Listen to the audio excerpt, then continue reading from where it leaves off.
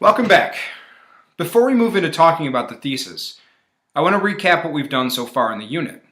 First, you chose a topic, an argumentative topic, from the list that I provided to the class.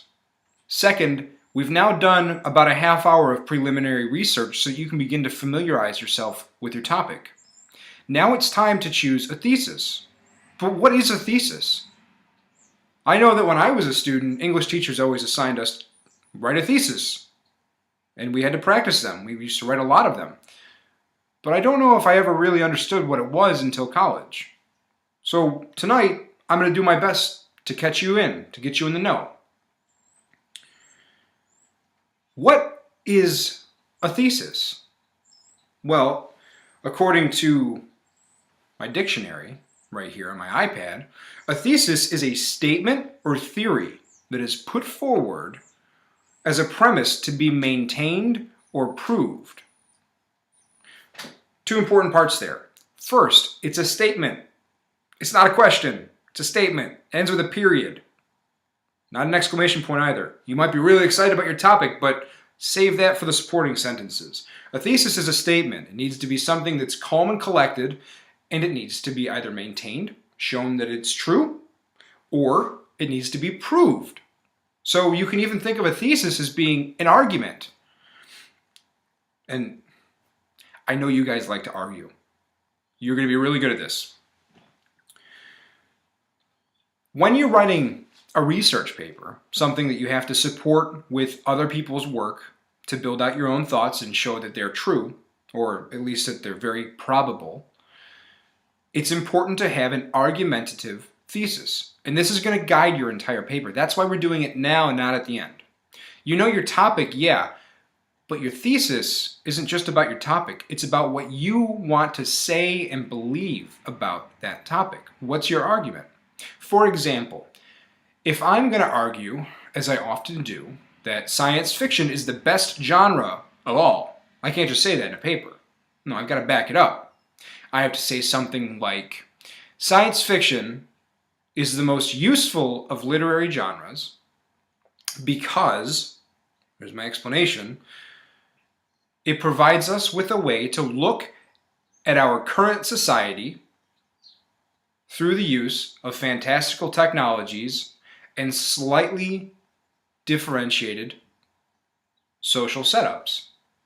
So I've got my statement, my claim, and then I've got a little bit of my reasoning. That's your basic argument format. Statement or claim and reasoning.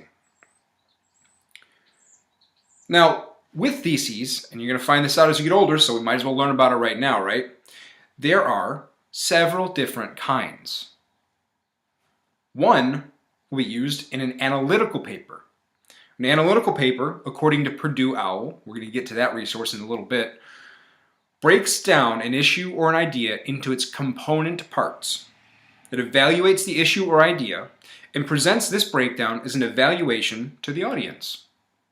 A second form of theses is an expository or explanatory. You guys should remember that word. We've done that a lot this year so far. An explanatory paper that explains something to the audience. And you can still have a claim here. You're not just saying, hey, asparagus is nutritious. You could be saying, this is a very useful book. To Kill a Mockingbird is a very useful book to society because it examines themes of racism and growing up in a society where your family's a little different.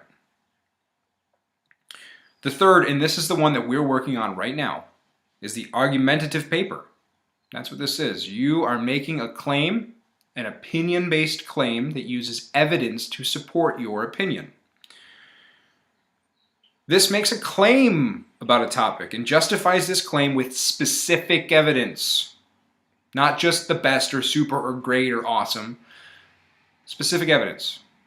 Facts, statistics, quotes from famous people who know what they're talking about. It could be a policy proposal, an evaluation, a cause and effect statement, this caused that. That's a claim, right? We're saying that this thing, let's say this person caused that major social event. Or an interpretation of something. The goal of the argumentative paper is to convince the audience, that the claim is true based on the evidence provided. So your goal, it's a persuasive or an argumentative paper, is to convince the people that you're speaking to, that you're writing to, your audience, that you're right. So imagine if you're arguing with your mom, or your dad, or your older brother, or your cat, and they told you that you didn't take the garbage out. Did you? You probably did. You're a responsible young man or young lady. So now you have to convince them that you did. You're going to use specific evidence. Yes, I did. At 4:08, I got up from the table. I put my dish in the sink. Leave the sink where it is. I bent down. I took up that trash in my hands, and I took that trash outside. I put it right in the can. I put the lid on the can, and I came back inside. That's what I did. Using specific evidence, time, location, process. In your paper, you're going to mimic that same form of argument making with specific facts. Your thesis needs to be specific. Say that with me. Your thesis needs to be specific. Okay.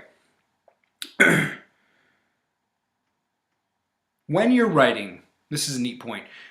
When you learn and you master writing thesis statements, writing argumentative theses, you'll find that they actually exist in a whole lot of different forms. Not only just in 9th grade research papers, or 10th, 11th, 12th, and in college, because you're going to do a lot of them if you do anything that's writing heavy. And, this is important, you're going to be writing theses whether or not you're in a writing heavy program. College, career, military, sitting on your butt, whatever. This is mature adult conversation. That's this form. It takes argumentation, debate, discussion. Everybody's got an opinion. Everybody has to support it. Totally just lost track of what I was talking about. You're going to find that theses exist in a whole lot of different forms. What that means is that if you open up the newspaper, you're going to see a lot of journalists begin with a thesis. If you open up a book, a nonfiction book like, one sec, you're going to find that theses exist in a whole lot of forms.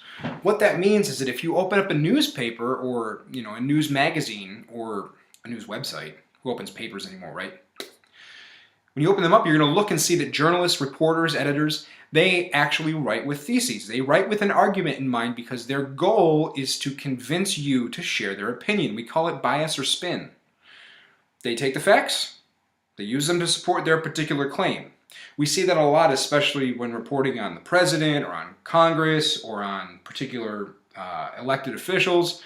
A lot of thesis building, a lot of spin. In a way, by writing your argument, you're taking the facts and putting a little bit of a spin on them. But hopefully you're going to be honest to yourself. Anyway, theses don't just go into journalism. They also go into writing nonfiction, for example. Like my buddy here, Mr. Livio. In The Accelerating Universe, this book here, great book. If you like science, I really recommend it. He argues the universe's guiding principle, the way that the entire universe is designed, is according to the standards of beauty. And what that means is simplicity, symmetry, scalability, that it's understandable. And we take those 4 or 5 facets, I don't remember all of them, it's been a year and a half since I read the book, and they combine to what we would call beauty. And this beauty also exists in art, in human life, in relationships, in good engineering. His thesis is that the same principles that we call beauty apply across the entire universe to something that may not have been made by anybody in particular, but maybe it was, and we share that aesthetic view with that force, being, whatever.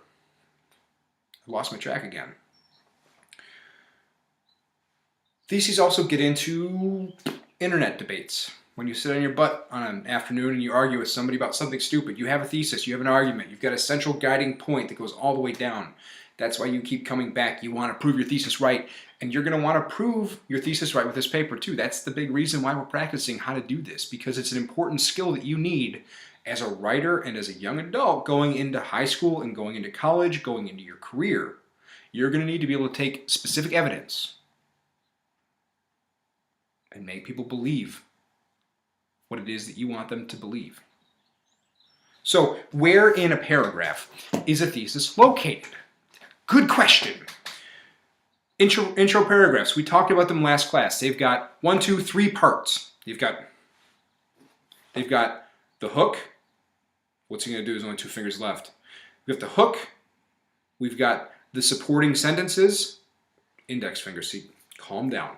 And we've got our thesis. The thesis is typically the very last part of the introductory paragraph, but it does not have to be the last sentence. You should have a transition sentence. So really there's 4 parts of an intro paragraph. Go over them again. Can't get that right. So we've got our, that's my pinky, okay. We've got our hook. We went over that. We've got our supporting sentences. We've got our thesis, and we've got our transition. The thesis is going to be your argument. It comes after your supporting sentences. What I want you to do after this video, which is ending very soon, I promise, is I want you to read through the 2 sample paragraphs that I've provided for you, and I want you to look, examine, and identify which is the thesis. Do that. We're going to talk about this tomorrow. We're going to recap. I'm going to answer questions. And then we are actually going to devise our thesis together. We're going to rough draft it. We're going to share them. It's going to be a little bit of a workshop period. I'm looking forward to it. Given the topics that you chose, I know it's going to be interesting. You guys always have,